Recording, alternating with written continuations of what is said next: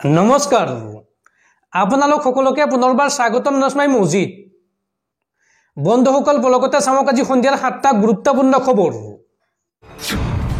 প্ৰথমটো খবৰ কাইলৈ দেশত অনুষ্ঠিত হ'ব তৃতীয় পৰ্যায়ৰ নিৰ্বাচন 7 মে অৰ্থাৎ কাইলৈ দেশৰ 12খন ৰাজ্যৰ 31টা লোকসভা সমষ্টিত অনুষ্ঠিত হ'ব ভোট গ্ৰহণ আৰু এই ভোট গ্ৰহণৰ সময়ছোৱাত এই 12খন ৰাজ্যৰ 31টা লোকসভা সমষ্টিত ৰাজহুৱা বন্ধ ঘোষণা কৰা হৈছে অৰ্থাৎ এই সময়ছোৱাত সকলো স্কুল কলেজৰ লগতে সকলো চৰকাৰী কাৰ্যালয় বন্ধ থাকিব আৰু সমগ্ৰ দেশৰ লগতে কাইলৈ অসমৰ 4টা সমষ্টিত অনুষ্ঠিত হ'ব তৃতীয় পৰ্যায়ৰ ভোট গ্ৰহণ সমষ্টি কেইটা হৈছে ক্ৰমে গুৱাহাটী লোকসভা সমষ্টি বৰপেটা লোকসভা সমষ্টি কোকৰাঝাৰ লোকসভা সমষ্টি আৰু ধুবুৰী লোকসভা সমষ্টি আৰু তৃতীয় পৰ্যায়ৰ নিৰ্বাচনৰ বাবে এই অসমৰ 4টা সমষ্টিত কাইলৰ দিনটোত বন্ধ থাকিব সকলো স্কুল কলেজ আৰু চৰকাৰী কাৰ্যালয়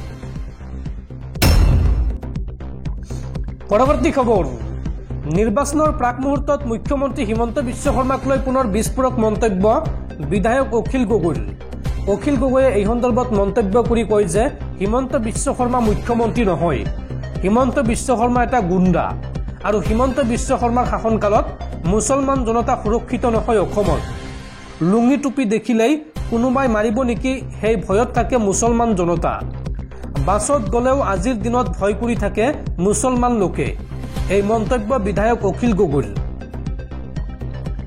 অসমত এতিয়া বিপদত সংকটত আছে মুছলমান জনতা বাছত গলেও আজিৰ দিনত ভয় কৰি থাকে মুছলমান লোকে লুঙি টুপি দেখিলে কোনোবাই মাৰিব নেকি সেই ভয়ত থাকে মুছলমান জনতা অসমত মুছলমান জনতাক বিপদত পেলাইছে মুখ্যমন্ত্ৰী হিমন্ত বিশ্ব শৰ্মাই হাতীৰ লগত পদুম ফুল আছে আৰু পদুম ফুলৰ লগত তলা চাবিও আছে এই মন্তব্য কৰে অখিল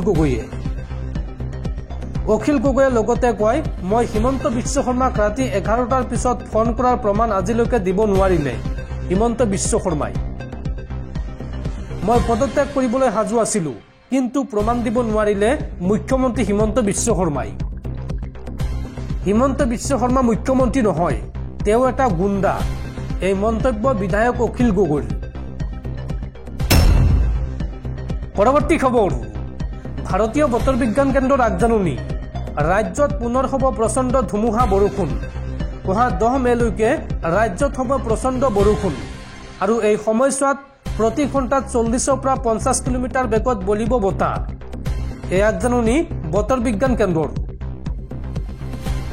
ৰাজ্যত পুনৰ হ'ব প্ৰচণ্ড ধুমুহা বৰষুণ প্ৰতি ঘণ্টাত 40ৰ পৰা 50 কিলোমিটাৰ বেগত আহিব বতাহ অহা 10 মেলৈকে ৰাজ্যৰ কেইবাখনো জিলাত হ'ব বৰষুণ বতৰ বিজ্ঞান কেন্দ্ৰই এই সন্দৰ্ভত জাৰি কৰিছে সতৰ্কবাণী ৰাজ্যৰ কেইবাখনো জিলাত বতৰ বিজ্ঞান কেন্দ্ৰৰ অৰেঞ্জ আৰু ইয়েলো এলাৰ্ট জাৰি আজি পুনৰ কোন জিলাত বৰষুণ হ'ব চাওঁ আহক কোকৰাঝাৰ ধুবুৰী দক্ষিণ চালমাৰা মানকাচৰ বঙাইগাঁও বৰপেটা বাক্সা কামৰূপ নলবাৰী কামৰূপ মেট্ৰ মৰিগাঁও শোণিতপুৰ বিশ্বনাথ পশ্চিম কাৰ্বি আংলং হোজাই কাৰ্বি আংলং ডিমা হাছাও গোলাঘাট লখিমপুৰ ধেমাজি যোৰহাট তিনিচুকীয়া এইসমূহ জিলাত হ'ব প্ৰচণ্ড বৰষুণ আৰু অসমৰ লগতে উত্তৰ পূবৰ অন্য ৰাজ্যতো বৰষুণ হোৱাৰ সম্ভাৱনা আছে এই কথা জনাইছে বতৰ বিজ্ঞান কেন্দ্ৰই বন্ধুসকল তাৰপিছত 4 নম্বৰ খবৰটো জনোৱাৰ আগতে আপোনালৈ এটা সৰু ৰিকুৱেষ্ট যদি তেওঁলোকে এই ভিডিঅ'ত লাইক কৰা নাই তেন্তে প্লিজ এটা লাইক কৰি দিয়ক আৰু এনেকুৱা ধৰণৰ নতুন ভিডিঅ' পাবলৈ চেনেলটো ছাবস্ক্ৰাইব কৰি কাষত থকা বেল আইকনটো প্ৰেছ কৰি ৰাখক পৰৱৰ্তী খবৰ নিৰ্বাচনৰ প্ৰাক মুহূৰ্তত দেশত পুনৰ উঠিছে টকাৰ উজান এগৰাকী ব্যক্তিয়ে মাহিলী দৰমহা পায় মাত্ৰ 15,000 টকা আৰু সেইগৰাকী ব্যক্তিৰ ঘৰত উদ্ধাৰ হৈছে 30 কোটিৰো অধিক নগদ ধন আৰু সেই টকা গুনি ভাগৰি পৰিল তদন্তকাৰী বিষয়া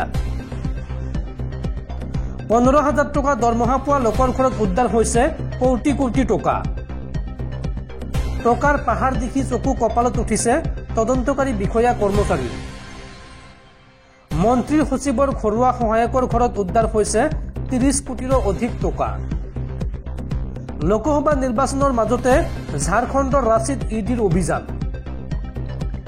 ঝাৰখণ্ডৰ মন্ত্ৰী আলমগীৰ আলমৰ সচিবৰ ঘৰুৱা সহায়কৰ ঘৰত বান্দিলে বান্দিলে ধন উদ্ধাৰ হৈছে আৰু এই ধন গণিবলৈ অনা হৈছে কেইবাটাও মেচিন। আলমগীৰ আলমৰ দায়িত্বত থকা গ্ৰামোন্নয়ন বিভাগত কেলেংকাৰী তথ্য পাইছিল ইডিয়ে আৰু তাৰ পিছতেই ইডিয়ে চলাইছিল অভিযান। উল্লেখযোগ্য যে যোৱা বৰ্ষত এই বিভাগটোৰ মুখ্য অভিযন্তাৰ ঘৰত 10,000 কোটি টকাৰ ঘোষ লোৱাৰ গোচৰত চলিছিল অভিযান। পৰৱৰ্তী খবৰ, কোভিডৰ পিছত ৰাজ্যত এইবাৰ সোয়াইন ফ্লুৰ আতংক। সোয়াইন ফ্লুক লৈ জাৰি কৰা হৈছে হাই এলাৰ্ট আৰু সোয়াইন ফ্লুত আক্ৰান্ত হৈ ইতিমধ্যে মৃত্যু হৈছে এটি শিশুৰ। কোভিডৰ পিছত ৰাজ্যত এইবাৰ সোয়াইন ফ্লুৰ আতংক। সোয়াইন ফ্লুক লৈ জাৰি কৰা হৈছে হাই এলাৰ্ট। সোয়াইন ফ্লুত আক্ৰান্ত হৈ ইতিমধ্যে মৃত্যু হৈছে এটি শিশুৰ। মৃত্যু হৈছে 1.5 বছৰীয়া শিশু ফৰহানা খানমৰ আৰু শিশুটিৰ দেহত ধৰা পৰিছে H1N1 আৰু H3N2 ভাইৰাছ। 3 গৰাকী শিশুসহ আন 4জন আক্ৰান্ত হৈছে বৰ্তমান সোয়াইন ফ্লুত আৰু সোয়াইন ফ্লুক লৈ হাইলাকান্দিত জাৰি কৰা হৈছে হাই এলাৰ্ট। সোয়াইন ফ্লুৰ বৃদ্ধিক লৈ উদ্বিগ্ন হৈ পৰিছে ৰাজ্যৰ স্বাস্থ্য বিভাগ। পৰৱৰ্তী খবৰ, পুনৰ বন্ধ কৰি দিয়া হ'ল গুৱাহাটী আৰু উত্তৰ গুৱাহাটীৰ মাজৰ ফেৰী সেৱা। হঠাৎ ব্ৰহ্মপুত্ৰৰ জলস্তৰ বৃদ্ধি হোৱাৰ বাবে এই সিদ্ধান্ত গ্ৰহণ কৰিছে ৰাজ্যৰ আভ্যন্তৰীণ জল পৰিবহণ বিভাগে। পৰৱৰ্তী খবৰ, প্ৰকৃতিয়ে সলাইছে ৰূপ। প্ৰচণ্ড শিলাবৃষ্টিৰ মাজতে দুদিনৰ বাবে সকলো স্কুল কলেজ বন্ধ ঘোষণা। উত্তৰ পূবৰ এখন ৰাজ্যৰ চৰকাৰে এই বৃহৎ সিদ্ধান্ত গ্ৰহণ কৰিছে। প্ৰচণ্ড শিলাবৃষ্টিৰ পিছতে ভয়ংকৰ পৰিস্থিতি, সেইবাবে দুদিনৰ বাবে সকলো স্কুল কলেজ বন্ধ ঘোষণা চৰকাৰৰ। প্ৰান্তে প্ৰান্তে প্ৰচণ্ড শিলাবৃষ্টি আৰু ধুমুহা, শিলেৰে ভৰি পৰিছে ৰাজপথ। শিলাবৃষ্টিৰ পিছতেই কাশ্মীৰ সদৃশ পৰিৱেশ। ধুমুহা শিলাবৃষ্টিত বিস্তৰ ক্ষতিসাধন। মণিপুৰত প্ৰকৃতিয়ে লৈছে কালৰূপ আৰু ইম্ফলৰ কেইবাটাও প্ৰান্তত প্ৰচণ্ড শিলাবৃষ্টি। বতৰৰ প্ৰতি লক্ষ্য ৰাখি 6 আৰু 7 মেত সকলো স্কুল কলেজ বন্ধ ঘোষণা কৰা হৈছে। ৰাজ্যবাসীক এই কথা জনালে মুখ্যমন্ত্ৰী এন বীৰেন সিঙে। পৰৱৰ্তী খবৰ, কাইলৈ অসমৰ 12খন জিলাত বন্ধ ঘোষণা কৰা হৈছে। লোকসভা নিৰ্বাচনৰ 3য় পৰ্যায়ৰ ভোটগ্ৰহণৰ বাবে কাইলৈ অসমৰ 12খন জিলাত বন্ধ ঘোষণা কৰা হৈছে। কাইলৈ এই 12খন জিলাত বন্ধ থাকিব সকলো শিক্ষানুষ্ঠানৰ লগতে চৰকাৰী কাৰ্যালয়ৰ সকলো কাম কাজ। এই সন্দৰ্ভত বিশেষ নিৰ্দেশনা জাৰি কৰিছে ৰাজ্য চৰকাৰে। কাইলৈ ৰাজ্যৰ 12খন জিলাত বন্ধ ঘোষণা। ৰাজ্যৰ সাধাৰণ প্ৰশাসন বিভাগে জাৰি কৰিছে এই নিৰ্দেশনা। কাইলৈ ৰাজ্যত 3য় পৰ্যায়ৰ নিৰ্বাচন আৰু নিৰ্বাচনক লৈ 12খন জিলাত বন্ধ ঘোষণা প্ৰশাসনৰ।